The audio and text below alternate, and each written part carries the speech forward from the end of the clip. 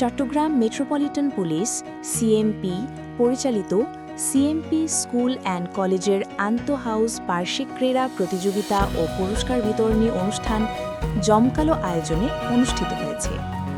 গতকাল বিকেল ৩টায় চট্টগ্রামের দামপাড়াস্থ পুলিশ লাইনস মাঠে এই অনুষ্ঠানের আয়োজন করা হয়। অনুষ্ঠানে প্রধান অতিথি হিসেবে উপস্থিত ছিলেন CMP commissioner Hasib Aziz BPM. বিশেষ অতিথি হিসেবে উপস্থিত ছিলেন সামিরা আজিজ, সভানেত্রী, পুনাক, সিএমপি।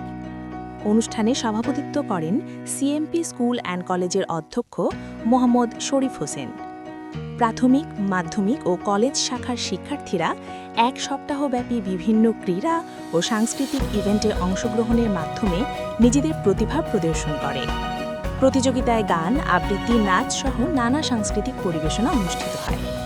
মূল অনুষ্ঠানের দিনে শিক্ষার্থীদের অংশগ্রহণে ১০০ মিটার দৌড়, মোরগ লড়াই, ফুল কুড়ানো, যেমন খুশি তেমন সাজো, কারাতে প্রদর্শনী সহ বিভিন্ন ক্রীড়া ইভেন্ট অনুষ্ঠিত হয়।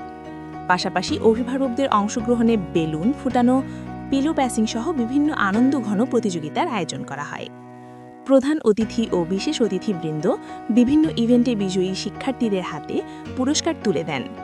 প্রধান অতিথি তার বক্তব্যে শিক্ষার্থীদের শারীরিক ও মানসিক বিকাশে খেলাধুলার গুরুত্ব তুলে ধরে পড়াশোনার পাশাপাশি নিয়মিত ক্রীড়া চর্চায় অংশগ্রহণের আহ্বান জানান।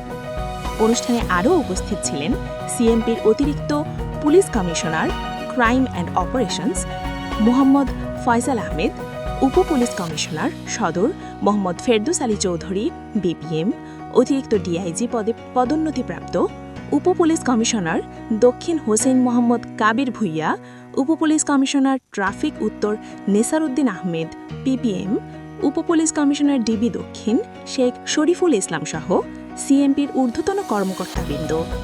এছাড়াও শিক্ষক, শিক্ষার্থী ও অভিভাবকরা অনুষ্ঠানে অংশগ্রহণ করেন।